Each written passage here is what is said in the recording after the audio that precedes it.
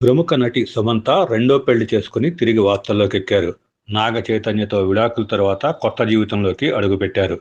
దర్శకుడు రాజ్ నిడుమోర్ను ఆమె వివాహం చేసుకున్నారు. అయితే ఇది అందరిలా జరిగిన సాంప్రదాయ వివాహం కాదు. కోయంబత్తూరులోని ఆశా యోగా కేంద్రంలో ఉన్న లింగ భైరవి సన్నిధిలో అత్యంత పవిత్రమైన భూత శుద్ధి వివాహం ద్వారా వీరిద్దరూ ఒకటయ్యారు. అసలు భూత శుద్ధి వివాహం అనేది ఏంటి? భూతశుద్ధి వివాహం అనేది అనాదిగా వస్తున్న ఒక యోగ సాంప్రదాయం. ఇది కేవలం భౌతికమైన కలయిక కాకుండా దంపతుల మధ్య లోతైన ఆధ్యాత్మిక బంధాన్ని ఏర్పరిచే ప్రక్రియ. ఈ క్రతువులో భాగంగా వధూవరుల దేహాల్లోని పంచభూతాలను శుద్ధి చేస్తారు.